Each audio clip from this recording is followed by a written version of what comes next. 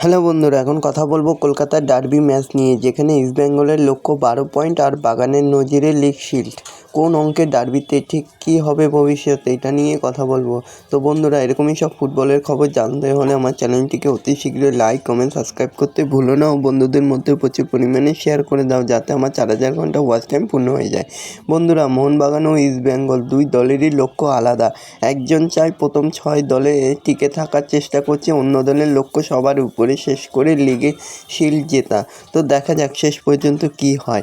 এরকমই সব ফুটবলের খবর জানতে হলে আমার চ্যানেলটিকে অতি শীঘ্রই লাইক, কমেন্ট, সাবস্ক্রাইব করতে ভুলো না ও বন্ধুদের মধ্যে প্রচুর পরিমাণে শেয়ার করে দাও। বন্ধুরা, ইস্টবেঙ্গলের লক্ষ্য 12 পয়েন্ট নিয়ে ঘরে ফেরা, তবে প্রথম 6 শেষ করায় নকআউটে যাওয়ার সম্ভাবনা রয়েছে ইস্টবেঙ্গলের। তো দেখা যাক কী হয়। মোহনবাগানের আবার পাখির চোখ রয়েছে লিগ শিল্ড, তার জন্য তাদের সব ম্যাচ জিততে হবে। এই পরিস্থিতিতে রবিবার কলকাতার ডার্বিতে মুখোমুখি হচ্ছে দুই প্রধান। দুই দলের কাছে এই ম্যাচ খুবই গুরুত্বপূর্ণ, কারণ রবিবার ডার্বি ঠিক করে দেবে দুই প্রধানের কী ভবিষ্যৎ। তো তোমরাও দেখতে থাকো, আর এরকমই সব ফুটবলের খবর জানতে হলে আমার চ্যানেলটিকে অতি শীঘ্রই লাইক, কমেন্ট, সাবস্ক্রাইব করতে ভুলো না ও বন্ধুদের মধ্যে প্রচুর পরিমাণে শেয়ার করে দাও, যাতে আমার 4000 ঘন্টা ওয়াচ টাইম পূর্ণ হয়ে যায়। ধন্যবাদ সবাইকে।